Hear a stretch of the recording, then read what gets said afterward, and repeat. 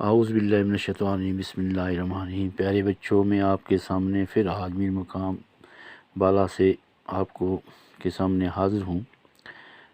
پیارے بچوں، آپ میرے سامنے آج 8ویں جماعت کے طلباء و طالبات ہیں۔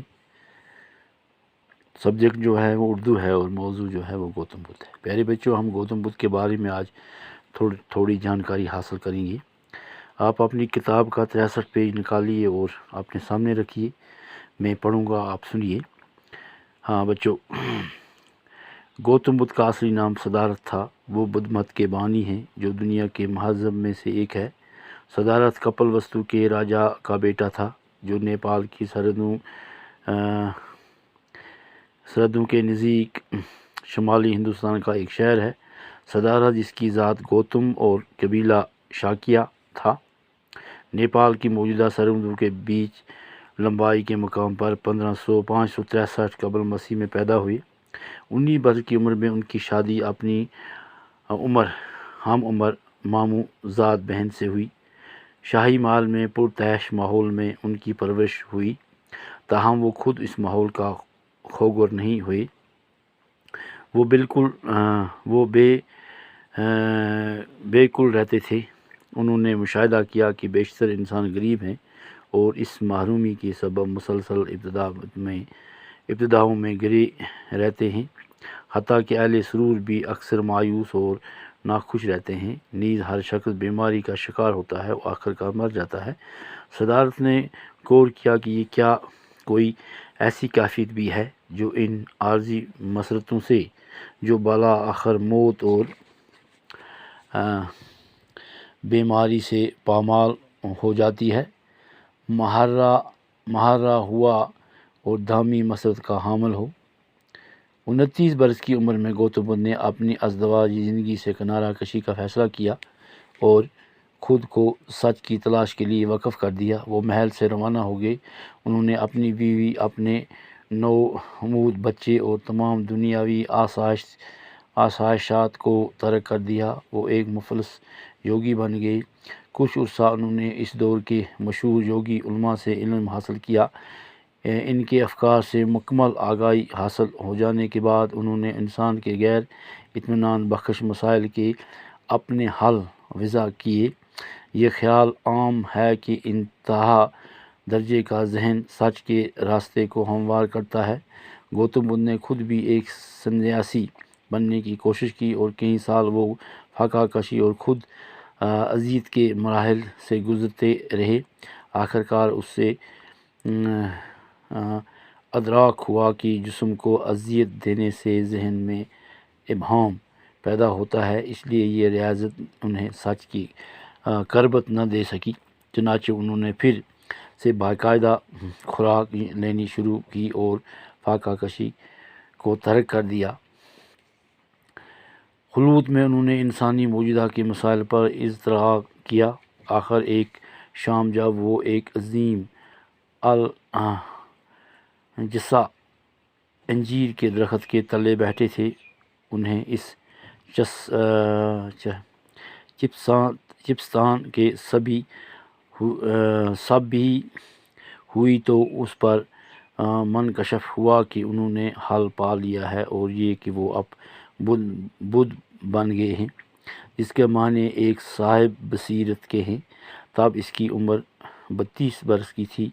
زندگی کے باقی 45 برس انہوں نے شمالی ہندوستان سفر کرنے میں گزارے۔ وہ ان لوگوں کے سامنے اپنے خیالات کو پرچار کرتے جو انہیں سننے آتے۔ 483 قبل مسیح میں اپنی وفات کے ساتھ وہ اپنے ہزاروں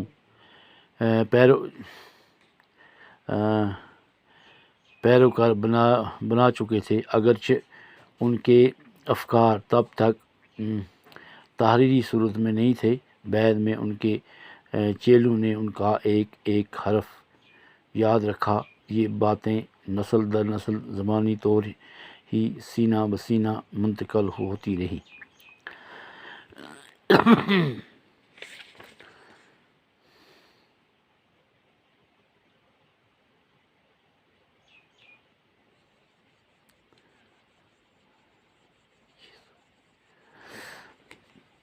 اچھا جی، دیکھیے بچوں، کہتے ہیں گوتم بدھ جو ہے اس کا اصلی نام کیا تھا؟ آپ یاد رکھیے، صدارت تھا۔ وہ کہاں پیدا ہوئی؟ پیارے بچوں، نیپال کے موجودہ سرحد کے بیچ لمبائی کے مقام مار 1563 قبل مسیح پیدا ہوئی، اور انہوں نے دنیاوی انہوں نے 32 برس کی عمر میں گوتم نے اپنی ازدواجی زندگی سے کنارہ کش کیا۔ 19 برس کے تھے تو انہوں نے ازدواجی زندگی سے کچھ کنارہ کش کر لیا تھا۔ پیارے جب میں دکھاؤں آپ کو، کہتے ہیں صدارت قبل وستو کے راجا کا بیٹا تھا۔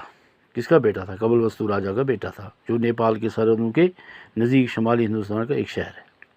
صدارت جس کی ذات گوتم اور قبیلہ شاکیہ تھا، نیپال کی موجودہ سرحدوں کے بیچ لمبائی کے مقام پر 563 قبل مسیح پیدا ہوئی۔ 19 برس کی عمر میں ان کی شادی اپنی ہم عمر ماموں زاد بہن سے ہوئی۔ شاہی محل میں پرتعیش ماحول میں ان کی پرورش ہوئی، تاہم وہ خود اس ماحول کا خواگون نہیں تھا۔ تو اب کیا ہوا؟ اس کی شادی ہوگی ماموں زاد بہن کے ساتھ، اور پھر اس کو ایک نوزاد بچہ بھی اس کے گھر میں ہوا۔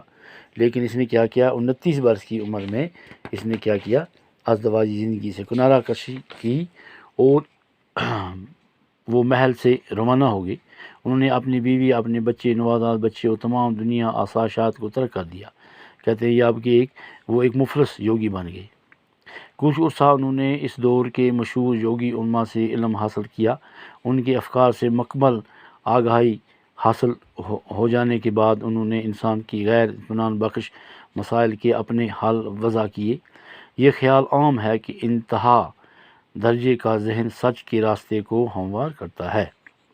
کہتے ہیں گوتم بدھ خود بھی ایک سنیاسی بننے کی کوشش کی، اور کئی سال وہ فاقہ کشی اور خود اذیتیں کے مراحل سے گزرتے رہے۔ آخرکار اسے اوراق ہوا کہ جسم کو اذیت دینے سے ذہن میں ابہام پیدا ہوتا ہے، اس لیے یہ ریاضت انہیں سچ کی قربت نہ دے سکی، کیونکہ یہ فاقہ کشی تھی اس کی۔ اب اس نے کہا کہ نہیں، یہ ریاضت جو ہے انہیں سچ کی قربت نہ دکھا سکی، چنانچہ انہوں نے پھر کیا کیا؟ باقاعدہ خوراک لینی شروع کر دی، وہ فاقہ کشی کو ترک کر دیا۔ خلوت میں انہوں نے انسانی موجودگی کے مسائل پر اضطرا کیا۔ آخر ایک شام جب وہ ایک عظیم جسا انجیر کے درخت کے نیچے بیٹھے تھے، انہیں اس چستان کے سبھی ٹکڑے بہم یکجا ہوتے محسوس ہوئے۔ صدارت نے تمام رات تفکر میں گزاری۔